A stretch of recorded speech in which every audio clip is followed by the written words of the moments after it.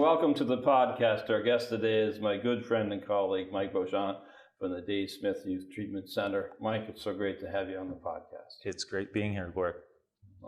We were talking earlier off screen about the first time we met and stuff like that, but I really just want to go to this one place. I want to know how Dave's dream's going. I want to know where it came from and just all that kind of stuff with the history of Dave Smith. Yeah, well, again, it's wonderful being here, Gord. It's been a little while. Dave's dream is essentially our desire, and we've been working at it for more than a decade now, if you can believe that, to build a new treatment facility for youth and families in our region and serving clients from all across the province. So off and on for the last 10 years, we've been looking to build this new 30-bed facility. As you may know, we're currently located in 3 aging facilities, crumbling in some sense, literally. And so we've been working closely with the provincial government as well as a number of generous donors in the community. Discussions recently have been really, really encouraging. Lots of work going on behind the scenes. We've raised a lot of money. We have a lot of support, but we know that for an organization our size, we don't have the capacity to raise all the money that is needed to build a facility of this nature. So we're hoping in the coming months we'll be able to announce something. We're working hard to that end. A new facility would increase access, accessibility, reduce wait times, and increase our capacity by 25%. And we know live-in treatment beds for youth are at a premium across the province, and so we want to do what we can to build capacity that way. And of course, that was always Dave's dream. Our founder, Dave Smith, even when he opened our day program in 1993, going on 28 years ago, his dream was to get a new live-in treatment facility built. It's only there is an element of sadness there that we didn't get that completed prior to his passing last fall, but we hope to carry that through. Absolutely. And, I always like to say to people, Dave's dream is my dream. I think it's all of our dreams in this area. And that message, the ability to talk about these issues and say it's true, this isn't going away. We need more support for youth. We need more support sooner, barrier-free, just that to happen. And so we're wishing you the best success for that. Thank you. I appreciate your support. Well, and I think, legacies are things that go on after we're not here. And I think Dave's legacy is going to continue to grow, not dissipate, and that's really something to say about a person. That's their dream expanded past their being. Yeah, his passing, incredibly sad, left a major hole for our organization and for our community, but he's left some wonderful memories, and as you mentioned, an incredible legacy for us to follow. And so that's ongoing inspiration and motivation for us to continue. That's right. So now out into the big world of, can we actually talk about substance use and not yell and not raise our voices? Can we say things need to change without being angry about it? And can we just get on with the work? And how do you see change taking place here in Ontario, here in Ottawa in these last few years?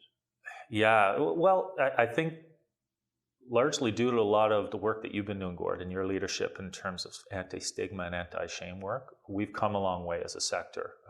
As we were talking before the cameras turned on, that I've been in the sector now 20 years. We've made a lot of gains in terms of the language we use in speaking about mental health and substance use as a priority, as it should be. We still have a lot of work to do, though. We talk about it as though it's a priority. We don't invest in it as though it's a priority. And I think that's one of the areas that we need to look at, and that in terms of treatment capacity, services along the spectrum, and investment in the people that do this amazing work. I can honestly tell you, I can't remember the last time our organization and many others received a base budget funding increase. And so we're in this challenging loop right now of recruiting, hiring, and training people only to lose them to larger institutions or having them leave the sector altogether because we can't compensate them properly. So that's one area that I think change is possible, and that's incredibly important. But I think the other piece is exactly what you've referenced so often, is the language we use, how we contextualize the issue of substance use wellness, how we talk about the people who need our services or needed our services. That influences policy, it influences legislation, it influences the perception we have of people, it influences the perception that people have of themselves. And I think there's lots of great opportunity for that. And again, so much of the work that you're increasingly doing at not just a local level, but a provincial, national, and international level is moving us in the right direction. Mm-hmm. Well, thanks, Mike. And you know, change is something that I used to say that, you know, it's hard to tell a friend anything new, but you can find things that they know already. And so in our hearts here in Canada, I think that we know that we're talking about our family. We know we're talking about our neighbors, our colleagues, our workplace friends. And but we haven't found a way to have that conversation. And we're afraid to further hurt them. And so I found that the community's been very welcome to the opportunity to say, hey, if we talk this way, it would be helpful. Good, you know. And that goes back to those resources, you know. It's ironic if, you know, 5 to 7% of Canadians will have a substance use disorder, but 82% of them are going to use substances of some kind, legal, not legal, prescription, through their lifetime. How come we can't talk about substance use health? And there's that direct connection. Are you encouraging addiction? No, we're talking about health. Yeah. If I say physical health, you don't think I'm encouraging broken bones. If I talk about mental health, you don't think I'm encouraging mental illness. So why can't I say substance use health? Absolutely. Any thoughts on that? Yeah, absolutely. Language is so important, and getting past the philosophies and the stigma and the preconceived notions is still part of the work that we all need to do together. I think about creating that space, that safe space to have that dialogue. I know we've spoke previously about my own family's involvement and challenges it's related to substance use and my brother. Again, that's, you know, when I go sit by a table, a professional table, and whether it be at AMHO or whether it be some other committee, I'm seen as just another sort of pseudo expert in the room or someone who operates an organization. But ultimately, I'm there also wearing the hat and looking through the lenses of a brother of someone who's struggled for decades, or the nephew of someone who's struggled. And so we have all these experiences, but I agree, I don't think we're at the point where there's a general comfort in sort of bringing that forward necessarily, and utilizing that as inspiration and shared knowledge and wisdom. But again, I think so much of the work that you do, that CAPSA does, that Recovery Day Ottawa does, to create that safe space and to bring that voice forward is so important. And so I feel really optimistic about where we're going. I think there's a lot of room for optimism, but needless to say, there's a lot of work that we need to do to continue to make gains in those areas. Well, you know, it kind of reminds me sometimes of the work of a farmer, you know, where sometimes it's raining and sometimes it's sunny and sometimes it's cold and sometimes it's hot, but there's always something to do on the farm. Yes. And the work's never even finished, because as soon as it's harvest season, it's also repair season and get ready for next season and so forth. And so there is, I think, 30 years of work here on stigma, on equity, on meaningful inclusion of people with lived living experience, on recognizing that there's a huge, sometimes people say to me, well, what are we going to do to train peers? And I said, well, they're all over the health field. They've got education, they've got lived experience, they've got professional experience. They just can't tell anybody. And so if we want a workforce filled with people with compassion and lived experience, direct or indirect, we just need to open the doorway for people and say, oh, by the way, yes, I'm a psychologist, but I've got a friend, or I am a person, right? And so can I bring that into the conversation? Not inappropriately, right? But one as a way to connect with people and to change people's impression of who has this problem. Yeah, and I think part of it is just maybe looking at what is our preconceived ideas of what it means to have lived experience. and how we define that. I think some people may have a visual of what that looks like, and accurate or inaccurate. And I think I think it's a much broader area than we sometimes give it credit for. And then to be able to create that space for that to be part of what's valued and encouraged and supported in the context of everything else, because we'll be sitting on the Addictions and Mental Health Ontario board together. We really support the work of Recovery Day Ottawa, and see all the amazing work that gets done by people wearing so many hats, and usually multiple hats. So I fight that urge to sort of compartmentalize people and just sort of leave them in one category or another. Many of us sit in multiple categories, and those categories can change as we go along. Absolutely. I have to. Do you mind if I tell a little story? Sure. It's a bit embarrassing. I was at a Issues of Substance conference, and I saw Dr. Kim Price here in Ottawa, who does so much work. And I'd been at a professional conference the week before or something, and she said, "So how is that?" And I said, "Well, professionals." And I realized I had a stigmatizing attitude, and that I had to correct myself and publicly apologize to Kim from the stage about that. So, well, it's well deserved at times, but so anytime we begin to label people, anytime we begin to believe the business card, we've lost track of the person. And it's no different for people who use substances. People with profession, we need to have this human approach to each other and to be able to see the person. And that's who came here, And we do a lot of work with first responders around that, who get caught sort of in their business cards. Yeah. Well, and the labeling piece is tricky, because I think there can be times where that labeling piece, when done with the intent of helping and supporting and done with empathy, there could be some value there. But so oftentimes the labeling is done to exclude and to cast judgment and to shut down a conversation as opposed to encourage one. And, we talk a lot about at our organization, and I'm sure so many others, it's the work we have to do just to try and understand. Let's not think we have this figured out. We don't. We make mistakes as an organization every single day, and everybody's unique. And this is a very complex area of work, and so we need to ask more questions than pretend that we have the answers.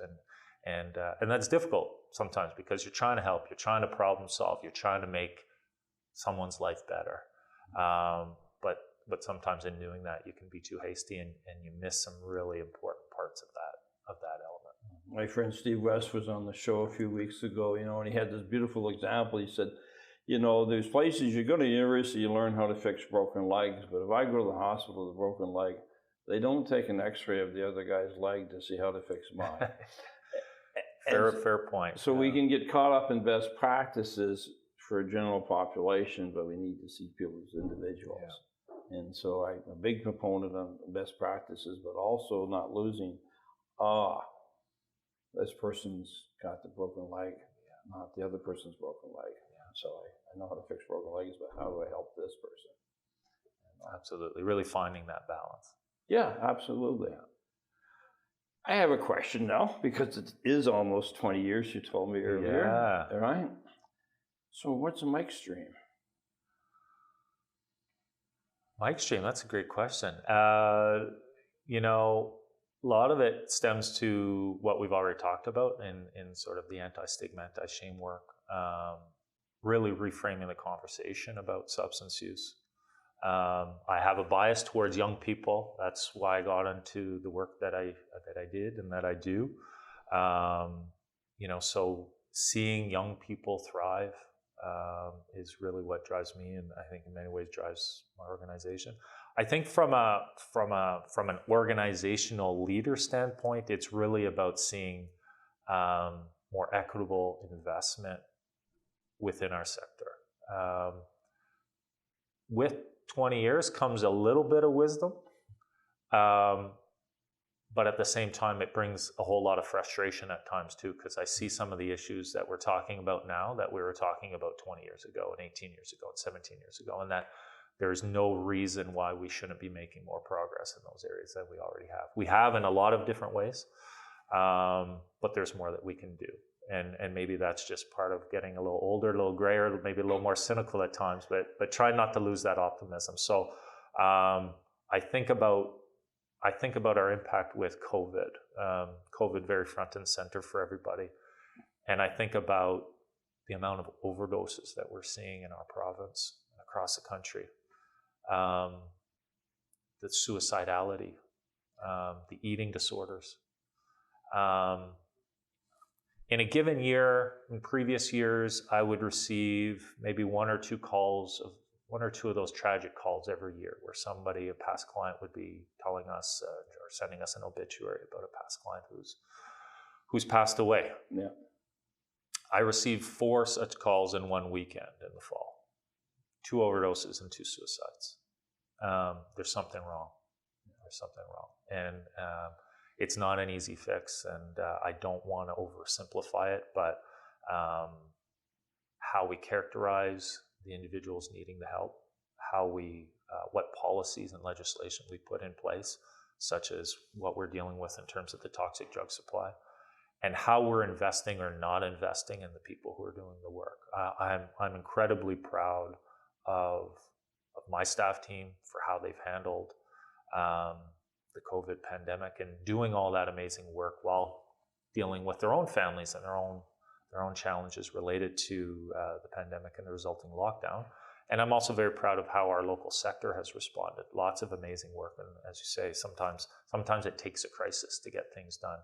So there's no shortage of things for us to do, but those are a few of the things that I would love to see us make great strides on. I'm smiling, Mike, because I saw a moment of intensity there that's tied to your optimism and your frustration together. Mm-hmm. I think that where the frustration comes from, because you know we can do this. Yeah. Right? And I saw that determination. Yeah. I saw that clarity there, just as sure as you can see the sun in the sky. And I think that's the message that we really want to have people come away from today, knowing that this is not a dream, right? You know, in terms of a fantasy, right? Yeah. It's not a fantasy. We can make change. We can make things different.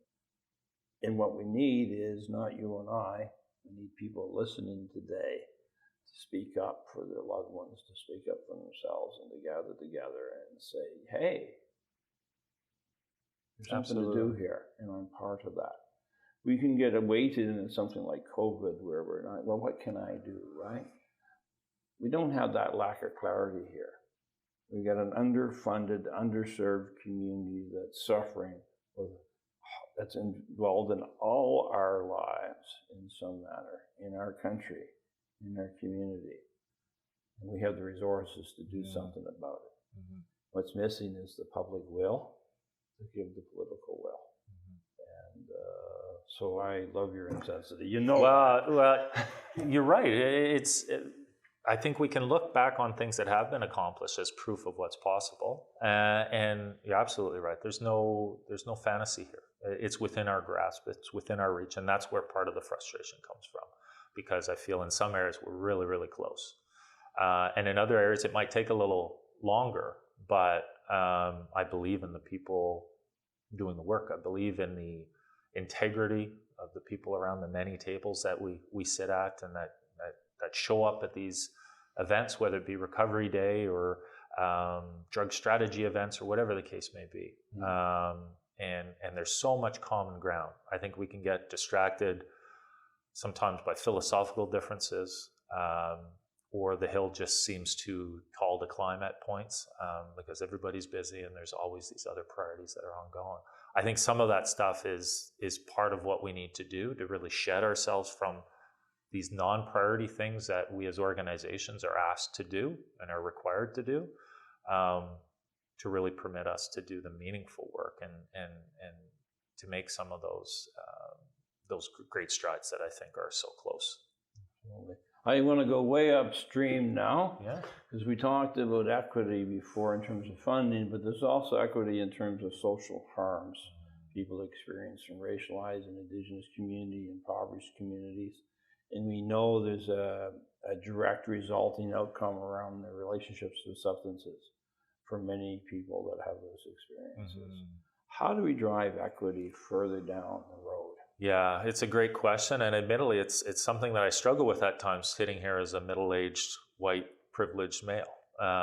At the same time, I believe in it, and one of the things that I'm really excited about is the work that's going on at Addictions and Mental Health Ontario, and now that you'll be joining me on the board, they've done a lot of work in terms of equity, diversity, inclusion, and putting these frameworks together. And I think the real power of this is that organizations across the province will be doing this together, as opposed to in isolation. And I think that's a real key element. The fact of the matter is, we've been talking for a long time at my organization. As an example, our staff have never fully reflected the diversity of the community in which they live and work. And our clients have never fully reflected the diversity in terms of our community. So we have to do a better job. What are those barriers?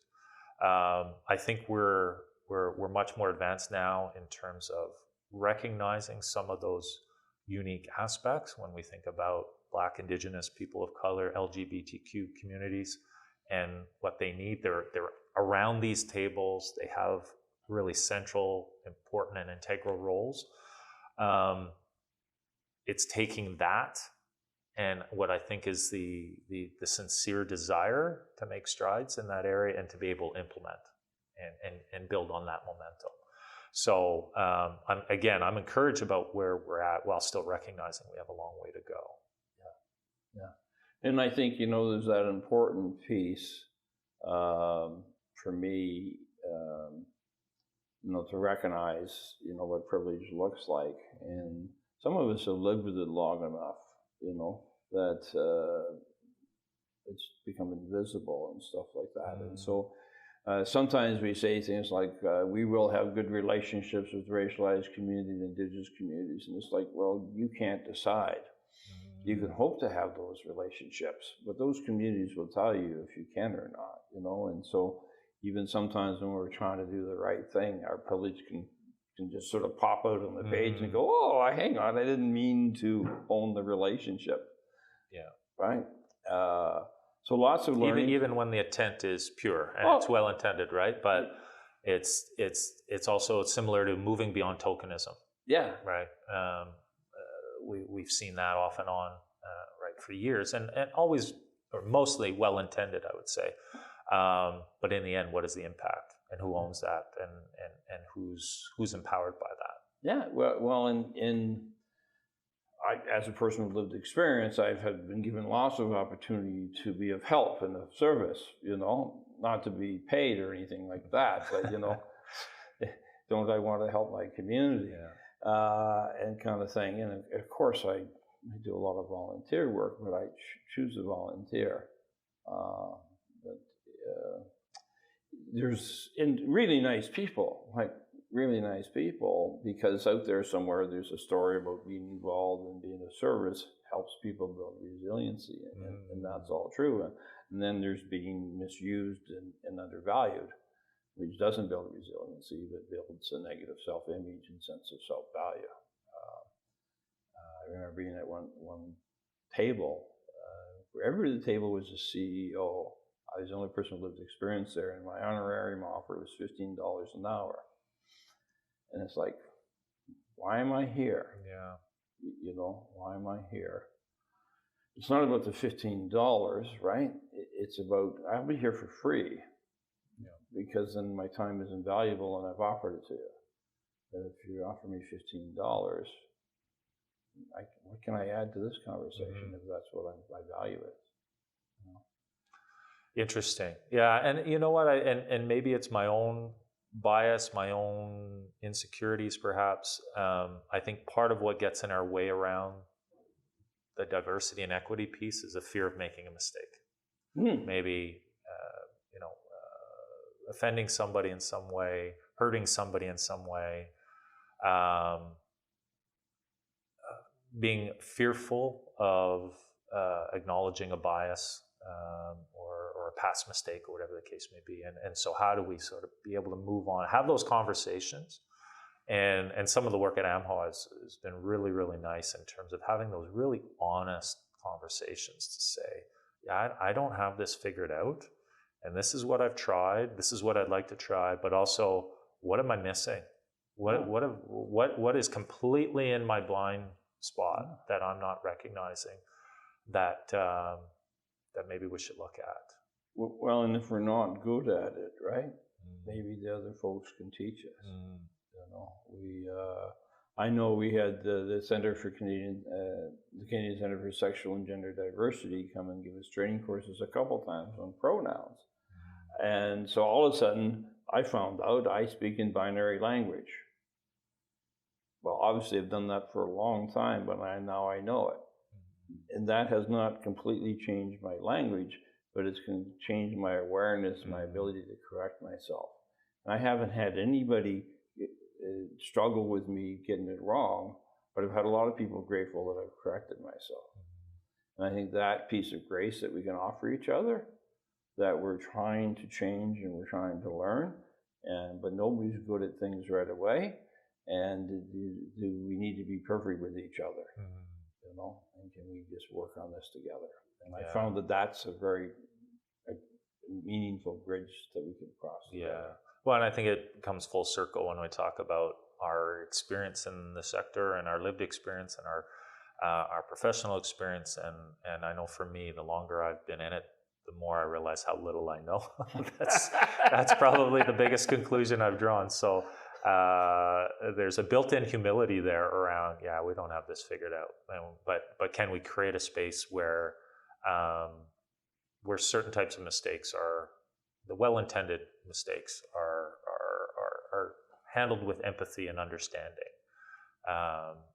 because ultimately that's the only way we can foster that communication and that open dialogue. Otherwise, people clam up and don't show up around those tables that we want to have those conversations. So, again, lots of room for optimism, but I feel this constant theme, but more work to do. More work to do. Well, long after I'm gone. You know, I hate to tell you, but I'd be leaving first. Yeah. So keep up. You can't. No leaving right away. Yeah. Not yet. And I wanted to finish today, Mike, on the idea of, if you're going to ask somebody who's listening right now to do something today, what's the one thing they could do today that would help make the change?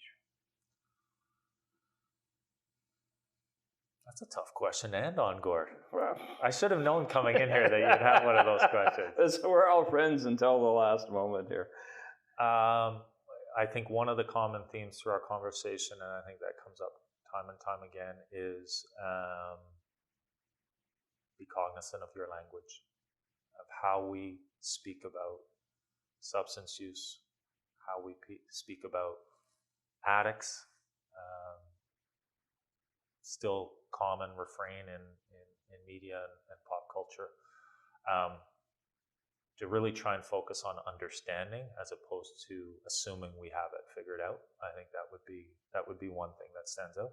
I think it's also, given that we're in a federal election campaign, ask the candidates in your area what their stance is, what their view is around substance use and mental health treatment, and where's that in a priority for them, and what do they think about the overdose crisis and ways to move beyond that and to get better. Those are a couple of things that come to mind when I think about sort of timely responses to where we're at right now.